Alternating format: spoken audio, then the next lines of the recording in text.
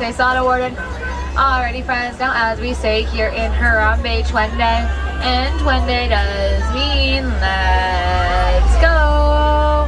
Now Jabo everyone, my name is Taylor and I am going to be your safari driver here today at the Harambe Wildlife Reserve. Now there are a few safety things I do have to go over with you all. Please make sure you remain seated, keeping all hands, arms, feet, and legs inside my truck at all times. Now friends, that does include any little ones on board. They have to remain in the seat or lap they are currently in. They cannot change seats or laps, be held in the air like they are Simba, or be standing at any time during our journey. We understand it can be quite hard to see these animals at times, but we're just trying to keep everyone safe out here.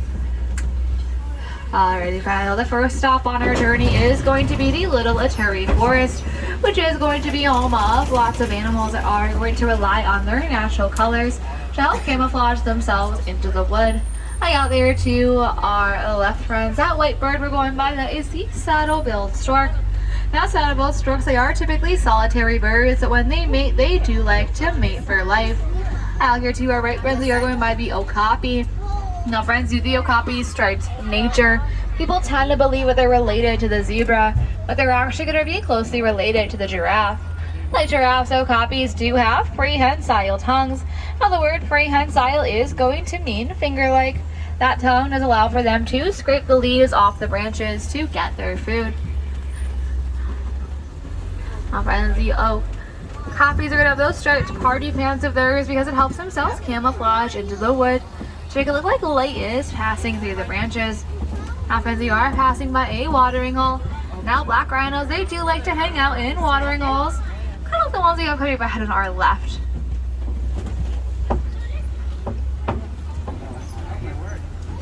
Those black rhinos, they're actually becoming quite the rare sight out there. There is only about 5,000 of them left in the world, as they are often poached for their horns that contain keratin. That's the same thing our nails and hair are made of. They have no natural predators out there in the wild. Unfortunately, it is just us humans. But they're also going to be their only hope as well. Ones out there too are right here. We're my two different types of antelope. Now the more orange, dark brown antelope, those are the bongo.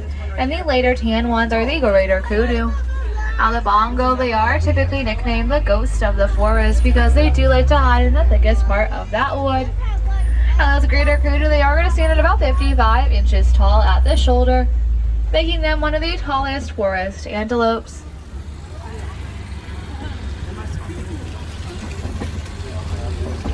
I think we've seen all the animals that are out there in Ituri today, so let's start making our way into the Safi River Valley. Now friends, the river, it is going to be home of lots of animals that are going to rely on this water, as it is going to be a part of their natural habitat. Now friends, some of these animals, they could potentially be hiding below the surface of the water, so that might make them a little bit harder to spot while we are out here today. Up ahead on our right friends, you're going to find some of those white birds, those are the pink-backed pelicans. Now pink-backed pelicans do get their name because their backs are to turn a shade of pink during mating season. It's almost as if they are blushing. Also out there to our right friends are going to be some of those Nile hippos. Now friends, hippos, they can actually hold their breath underwater for about 8 minutes at a time, and they actually aren't going to swim in that water. They are going to walk around the bottom of the river. Now friends, hippos, they can actually sleep underwater as well, with their body having the natural instinct to be able to float back up to the surface when they need air, and then come back down again. It's kind of like how we as humans tend to toss and turn in our sleep. Now hippos are herbivores. They do love to eat plants, though they have those large incisor teeth to better defend themselves and their territories with. Now as we round this corner up ahead, friends, we are about to go over Croc Bridge. Now I should warn you all, Nile crocodiles, they are going to be the quite opportunistic hunter. They like to eat anything they see, so we should all probably do our best to remain hidden.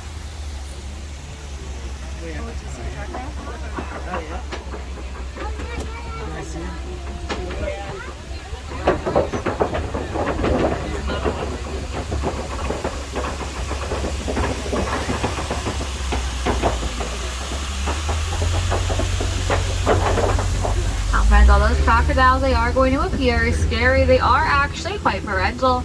Mother and father crocodile are often going to hide their eggs inside of their mouths and then roll them around with their tongue, as that does help out with the hatching process.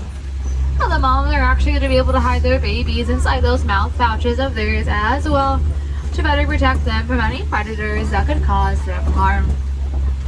But now, friends, we are making our way out of the Safi River and we're going to be heading into the Savannah. And as we do, our ecosystem around us, it is going to start to change a little. Like coming up ahead on our right, we are going by the baobab tree. Now, friends, baobab trees, they are commonly referred to as the upside down tree, as it does look like their roots are hanging in the air. Now, friends, while those trees, they are going to appear leafless, it is going to be quite intentional. Baobab trees are actually going to refrain from growing leaves as a way to help preserve water inside of their trunk to help animals out in the need of a drought. Now, friends, those trees, they do have another nickname. It is going to be the Tree of Life, and they were the inspiration for that Tree of Life here in Animal Kingdom. Now, friends, we have officially made it into the Savannah. Oh, you're going to hopefully see lots of animals over out here today. Now, friends, as you can see, the land out here, it is quite flat and it is quite grassy. The Savannah is also going to be called the grasslands. Now, because it's so grassy, a lot of the animals out here are going to be grazers. They're going to get their food from that savanna floor, kind of trimming the grass all the way down to its roots. Now, there's a prime example of a grazer up ahead on our right. It is going to be those Ankole cattle. Now, friends, while the Ankole cattle horns, they are going to appear heavy, they are actually going to be quite light.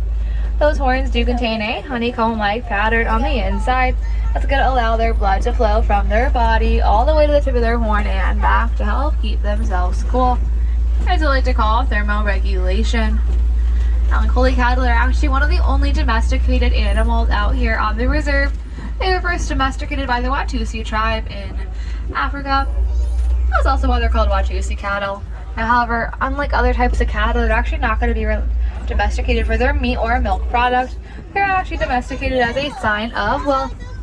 In many cultures in Africa, it is going to be commonly believed the more Ankole cattle you have, the wealthier you are. Now, friends, we are going by some rather large mounds, and those mounds are in fact termite mounds. Now, termite mounds, they are another part of the Savannah ecosystem.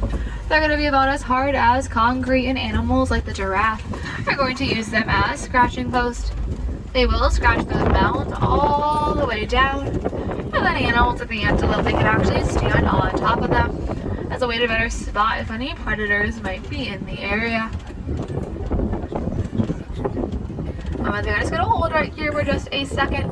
There is an animal up ahead in the road causing just the tiniest bit of a delay in our journey. So we're going to be moving kind of slowly for a little bit.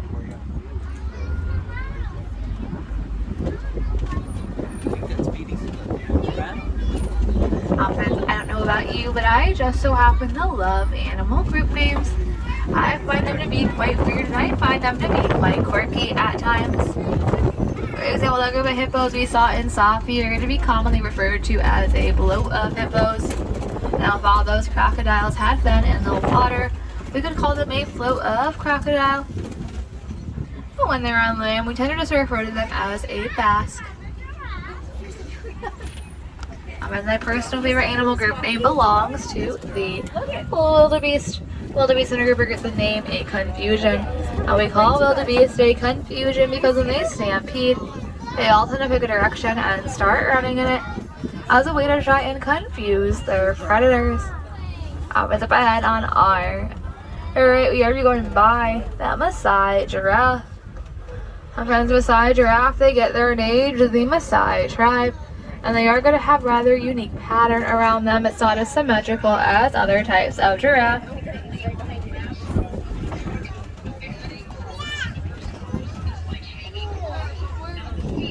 And there are more of those wildebeest out there too are. Alright. Wildebeest, they do like to migrate in herds of up to 1.5 million. That is what's going to make them the second largest of the migrating mammals next to us humans. Now, friends, giraffe, when they're born, they can be born up to about 6 feet tall. And they are going to reach heights of 16 to 20 feet when they are fully grown.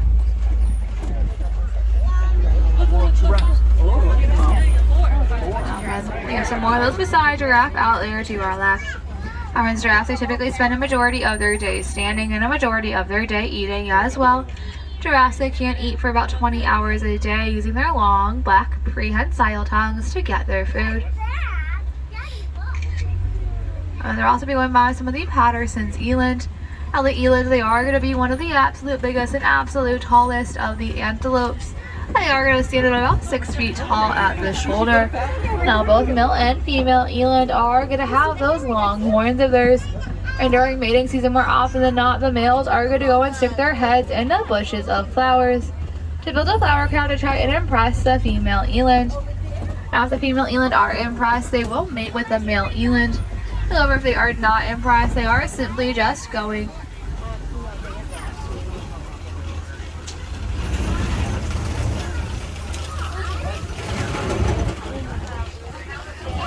I was saying out there to our right, we do have that African elephant. And with elephants, they are going to run in quite matriarchal groups with the females leading the herd. So more often than not, the males, they are going to go off on their own when they are fully grown. They informally to call bachelor groups. When they're running clean up, the African elephant ear is going to look a lot like the continent of Africa. Those ears, they actually contain blood vessels that when they flap them back and forth, it's going to allow them to cool their body temperature down by about 15 degrees. So I guess you could say those elephants, they do have their own ear conditioning. Now much like how giraffes have prehensile tongues, elephants' tongues are actually going to be prehensile as well. Once again, friends, that word prehensile is going to mean finger-like. That's what allows for the elephants to get their food from the trees all around them. Now, elephants, they can actually eat about 300 pounds of vegetation in a singular day. Now, that is a lot of trees to go through, my friends. However, there is a special type of tree in Africa called the whistling acacia tree. It actually has its own defense mechanism against the elephants. Now, these trees, they are going to house colonies of cocktail ants who are going to gnaw tiny holes into the swollen thorn of the tree. So when the wind blows through the tree, it ends up sounding like a swarm of bees, deterring those elephants from getting their food there. Now if you're wondering why the sound of bees scares elephants away, it's because elephants are actually quite afraid of bees. We discovered this during the Elephants and Bees project, where a couple of farmers in Kenya were looking for a natural way to deter some elephants who had been stomping all over their crops without causing any harm to them. So through a little bit of research, what those farmers were able to discover is that the skin on an elephant's ear and trunk is actually quite sensitive. So when they get stung, it does really hurt them. So what happens when elephants hear the sound of bees, they are going to flap their ears and make a special noise to alert their fellow elephant friends to stay clear of the area. Well, those farmers did end up installing some beehive fences all around their farm, and the elephants did stop coming. And the farmers were even able to have another produce they could sell in harvest for their community without causing any harm to those elephants. Now we are going by some more of those baobab trees we saw earlier. Now, like I said, those trees, they do like to store water to help animals out in the need of a drought. My friends, more often than not, it is going to be animals like the elephants who have large horns or tusks that are going to poke holes in those trees using those horns or tusks of theirs, or knock them over so other animals can access the water. And they can actually help in the replanting process of these trees as well.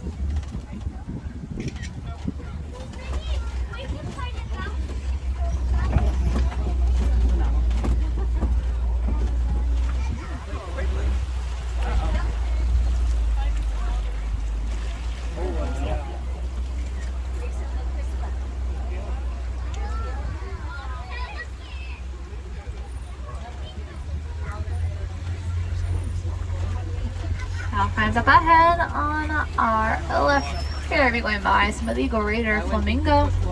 Now, greater flamingo do get their name because they are the largest of the flamingo.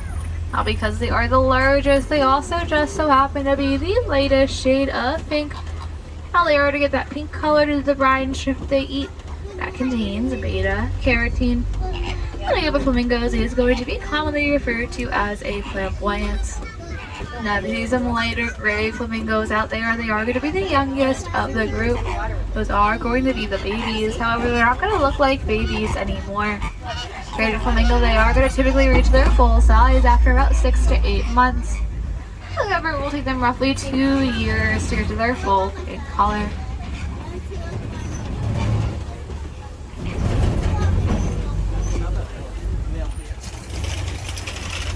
What's up ahead on our left, we're going by a rather large patch of mud.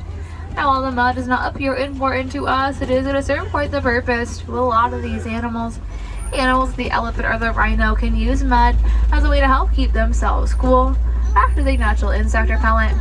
They can even use it as a natural form of sunblock as well to better protect themselves from the Savannah sun.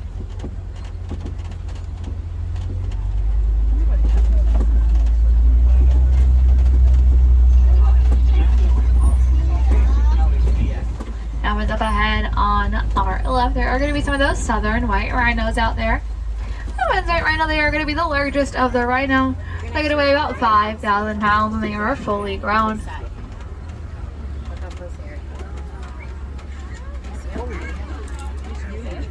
The white rhinos are actually called white rhino due to a mistranslation.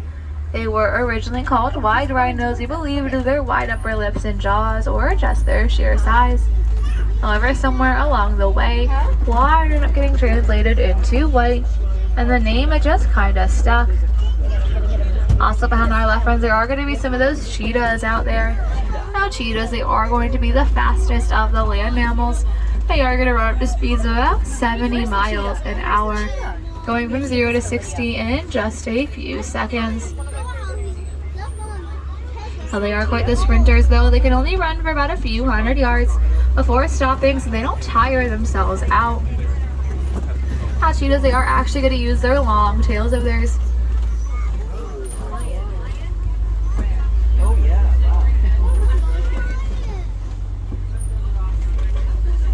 Up ahead on our left, and those sun's a little bit inner.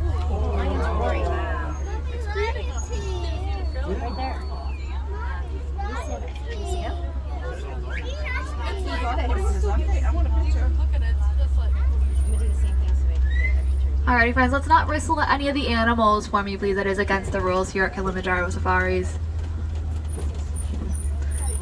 Friends, lions, they typically spend a majority of their day sleeping, becoming far more active at night. At night, it is going to be the female lions who are going to go out and find food for the pride, while the male lions, they tend to like to stay back to protect the cubs. Now, friends, if you ever get to hear a lion roar, kind of the little roar we got to hear, it is going to be quite the sound to hear. Their full roars can be heard from about 5 miles away. Now, these large rocks the lions are sitting on, those are called copy rocks, another part of the Savannah ecosystem. Now, seeing the land out here, it is quite flat, so animals are often going to use rock formations like this as a way to have a nice slight advantage over the rest of the Savannah. Now, friends, you have all definitely seen copy rocks before. If you have ever seen The Lion King, Pride Rock is a copy rock.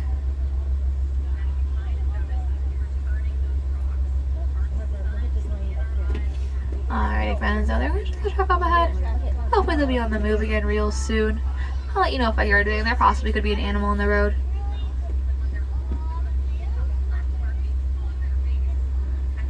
Now, friends, a fun fact about the lions that are out here on the reserve when they are making the live-action Lion King movie. They actually came here to Animal Kingdom and studied these very lions to help them build what that CGI imagery would look like. So, for example, that male lion we saw, he is, in fact, adult Simba in that movie. So, I guess you can say these lions, they are quite the celebrities. Now, friends, during the day, lions have about the same type of vision as us humans. However, during the night, it does become 6 times better. That's often why they hunt at night. The reason why it's the female lions that go out and do the hunting in packs together instead of the male lions is actually the male lions' manes. They're about 1/4 of their body weight, and they are going to weigh them down when they are running. And we have found the female lions up ahead out there to our left.